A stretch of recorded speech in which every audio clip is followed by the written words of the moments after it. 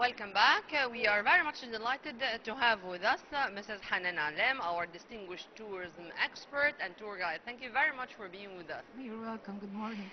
Let's start with a simple question. How to define cultural tourism in the first place?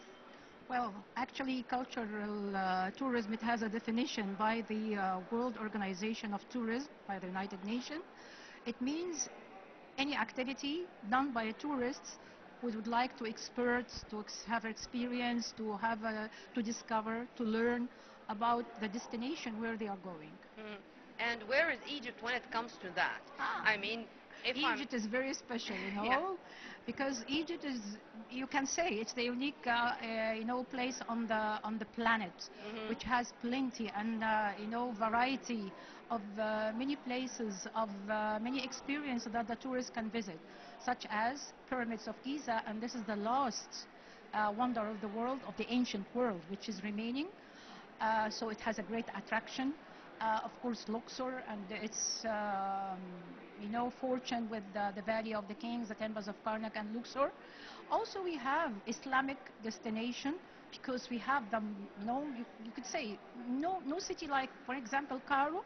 It has such a quantity of Islamic monuments in the world, in the Islamic world. And something else, Christians also they could find here. We have the Holy Journey of the Holy Family. We have in Sinai the route or the path where Moses and the sons of Israel, when they were just running away from the Pharaoh. So plenty of places to visit. In addition, of course, of entertainment. So we have both of them.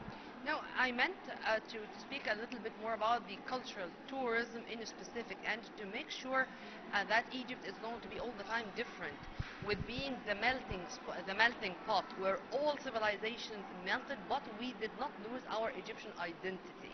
Of course, because this is another issue. If you want to elaborate on any that. tourist, when they go to visit a place, they are looking for a local, indigenous, original tradition.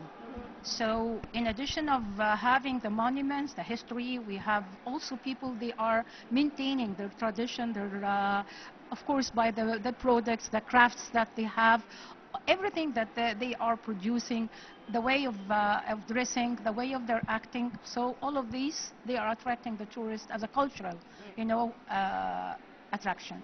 Mrs. Hanan, there are many voices now which are saying that we really did not discover our potentials when it comes to tourism until the moment. And despite the fact that we now receive about 14 million tourists per year, the strategy to receive 30 million tourists is coming in the near future. I mean, it's something which the state is taking as one of our priorities. How do you see this? You are right about that, because we are supposed to attract more millions and millions of tourists, because we have plenty of places. For instance, Spain, they have only the beaches. They have, yes, like we have. We have everything. We have beaches. We have like snorkeling, like diving. We have history. We have tradition. And yet we are still having only, that the maximum that we had until now, it's only 14 million. We are supposed to have more than that. But we need to have more, like logistics, capacity, hotel room capacity. Yes, room capacity. I mentioned that because there is now a very important initiative launched by the Ministry of Tourism, of course in collaboration with the Ministry of Finance, to have 50 billion Egyptian pounds to have more hotel rooms to help in the construction of motels and hotels. I mean, all different categories, to make sure that we are able to receive our guests from all over the world and to reach this number. How do you see this initiative, and to what extent do you think that it's going to be applicable in the ground that soon? Well, it's very important. It's a very good idea, because it's going to encourage all the investors, even the people that they own hotels, that they have their own like floating boats. They are going to achieve, to take advantage of this initiative, and they are going to improve. They are going to increase the number of rooms that they have, add extra rooms, extra maybe department annexes in their hotels. Yeah. So it's great. It's a great idea, and this will help us. Because actually we were afraid, and we are still afraid. When we are going to make a great opening for the Grand Egyptian Museum, we had before, great number of reservations, and we were facing a problem that some of the agencies, they received a lot of reservations and they didn't have enough places to have them. So hotels, they were off, they're complete, and of course we need more Full and more. capacity. So this is great, and yes, thanks God we haven't opened yet. So it's a good idea, and it's going to help. Where to start, Mrs. Hanan? I mean, because there are voices who are saying that, of course, Sharm el-Sheikh, Hurghada, the Red Sea resorts are very important, Luxor and Aswan are very important, but what about Al-Minya? What about Sohag? What about Sharqiya near San al-Hagar? What about in Saqqara even? We need to have hotels or motels or hotels of different categories scattered all over Egypt, not in certain places, if you agree with me on that. Yes, I agree with you, but some of them, some places like Minya and Suhag and so on, yet they are not, a great attraction. Lately they started, and we started to have an airport. This is this is a good idea. Idfu. Actually, I was there in May, and we took the plane from here to Suhag, so it's nice to go to Abydos instead of going by a bus tour. No, we had the flight, and from the flight from the airport, you are going to have your destination directly to the temple. So it's easier. It's going to facilitate. Well, Saqqara, we have some hotels. Saqqara is not very far away, so most of the hotels in Pyramids area, they are helping. But lately we started to have some of the buildings or the homes, they started to be turned to be like hotel rooms. And the Ministry of Tourism is, is providing for them a promotion. And that's going to be a good idea, because it's going to help. Yep. Especially that class, they are not looking for the 5 stars hotel This or is the it. Yeah. or the We need to the have luxury. all categories, because we do have students. We do have, I mean, all. When I was talking, for example, about China as a market, and here we're talking about more than 1 billion of people. Not all of them are that rich. So we are going. How about attracting millions of them, but from a middle class category? Don't you think that this is the going reason to be? that Spain and Europe, they have more millions and millions of tourists because they have this category. They have this class. We don't have it. So not all the tourists, they are looking for luxury. Yeah. So they are looking for a medium. And lately we started to have like downtown hotels or motels. Some, I just took tourists from there. So they are looking for that. So we have to increase and to encourage this kind of hotel rooms. Then those hotel groups, do you think that they are going to be an added value to our tourism segment?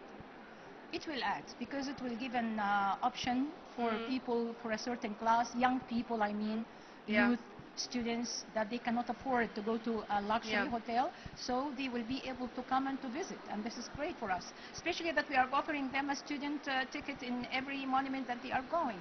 So that's gonna be great. Mrs. Hanan, how do you see Cairo City Break initiative? Well, it's a great idea, because Cairo is the only city in the world, if you notice, that it gives a plenty of places and a plenty of activities during the day and during the night for any tourists. So, for instance, if they would like to go to museums, we have a lot of museums in Cairo. We have yet not the Grand Egyptian Museum, but we have the Classic Egyptian Museum. We have the Museum of Civilization, the Islamic Museum, the Coptic Museum. We have also, like the pyramids, we have mosques, we have Al-Mu'izz Street, so they have plenty of visits that they can do. If you'd like to do it in like just a long weekend, you can do it. If you'd like to have it in more 4 days until 12 days, you have activities. So every day you have something to do. By night, there is Cairo by night to visit the typical areas like Khan el-Khalili and the Islamic area during night. It's nice. And also there is another option to see modern Cairo by going to the new Cairo, by the great malls, so they can have an idea that also there are some, because some people, they don't know that, Cairo is so modern. Yeah. Unfortunately, they go only to the monuments, they go only to these places, so they just go out with the idea that this is Cairo. No, there is another option, so we can give them this option. Amen to that. Yeah. What is the added value which is going to be there when the Grand Egyptian Museum is opened? What is the difference which can be felt on the ground? It's a great. Could you imagine the percentage of tourism that we earned after the opening of the Civilization Museum? It was such amazing, festival. It was such amazing idea, which increased the number of tourists. Imagine the Grand Egyptian Museum. It's going to be the greatest museum in the world for only one culture, which is the ancient Egyptian culture. It's, its location by the pyramids area, so it will help the people because it contains all the belonging, like the solar boat, like all the stuff, like it was discovered in, for instance, in the pyramid of Hatshepsut, the mother of Cheops. So they can just look at the pyramid, and in the meantime they can achieve to see the pieces, which explains to them how life was that in that time. So it's a great opportunity, and it contains a lot, and not only this activity. They have like virtual, they have like 3D, experience. So they have activities for children, they have activities for adults. It's amazing idea, and of course it's going to add to us a lot and increase a lot the percentage of tourism. Also, of course, it's IT or AI, the age of digitalization, the social media.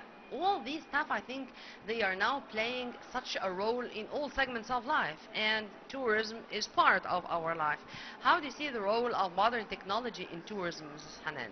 It's a great difference because it facilitated the connection between the tourist and all the places that he would like to go.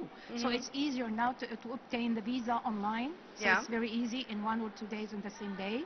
It's very easy to have a reservation even for your ticket in the pyramids area or in the Egyptian Museum or whatever. You can have it online. Now also the agencies, they have the opportunities through the platforms and the social media to promote their product or their tours that they can offer to the tourists. Social media, because all the tourists that are coming here, they put their experience and their pictures and some trending, action they are doing, and people they would like to imitate, so they would like to come and to visit and to do the same trending, like. For instance, I have some tourists, they are very interested in just riding the tuk-tuk. Could you imagine that? Yeah. So it became like a trending in Brazil. I'm working with Brazilian tourists. So they insist to do it because they saw the other people doing it. And they ask where it is. Some pictures, some dancing, some movements, some of the tourists they do. So they want to imitate them. All of this is promotion. It comes through the social media. It's social activities. Exactly. Yeah. And by all means, we are all human beings. Yes. And we are trying to enjoy ourselves when we are in a vacation. And with Egyptians, of course, the enjoyment lately is with the technology, maximum. it's much more easier. Yeah. Before, nobody had this opportunity. But there are things or there are initiatives. You are going to have controversial points of views regarding it. For example, when we do have an exhibition for some of our artifacts, moving from a country to there or from a continent to the others, some would say why we do so. They should come and see our monuments here, and others would say no, these exhibitions are very important and they are going to attract millions and millions of visitors because they are only watching or seeing samples of our culture, and when they come here they are going to find the difference. What's your opinion? People, they don't come only to visit or to stay in a hotel. People, they would like to know about how the people are living, what are their products, where are the artifacts. They are looking for something traditional, something different. And of course, we have plenty of such places, like our carpets, our, tunics, our handicraft, costumes, all of this. Of course, people, they would like, because if we are modern and we don't have this thing, they are not coming. Or I mean, what they are going to buy. So they are going to know us through this. imagine if you have an exhibition and you are showing how the people in Nubia, the ladies, are like in the Egyptian Museum, Civilization Museum, they are putting the 4 models of the women in Nubia, how they are wearing the tunic and the jewelries they are using in Sinai in the West Desert. So this is very important. People, they are attracted to such Yeah. crafts, no such things. Mrs. Hanan, one of the important events which took place about 3 years ago, it was the Mummies Parade.